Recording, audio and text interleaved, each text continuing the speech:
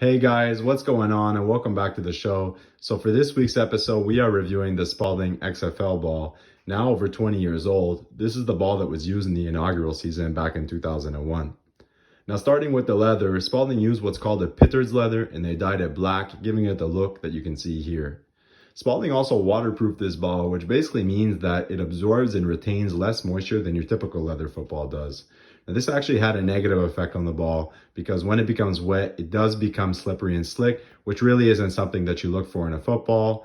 But it's important to note that when the ball is dry, it still had good grip and feel to it.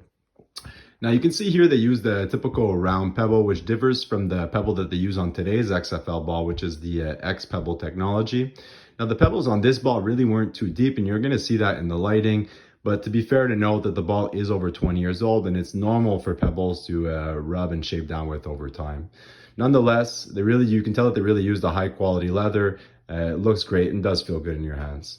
Other than that, you'll see the laces. So basically the laces are true leather laces, really similar or the same to the type of lace that you'll find on the Wilson Duke. So really not too deep and not too wide. They have an excellent feel to them, relatively hard to the touch, but that's always a preference thing, So nonetheless, they had a great look on the ball.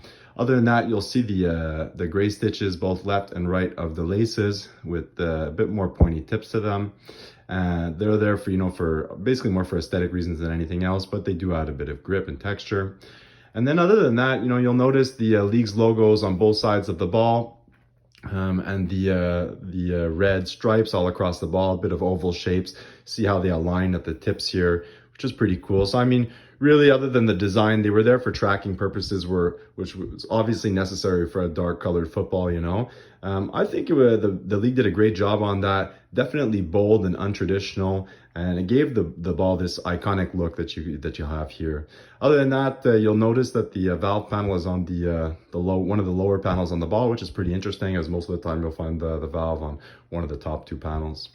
So other than that, the ball, an amazing football, definitely hard to find today. More of a collector's ball than anything else, but definitely a good catch if you can find one.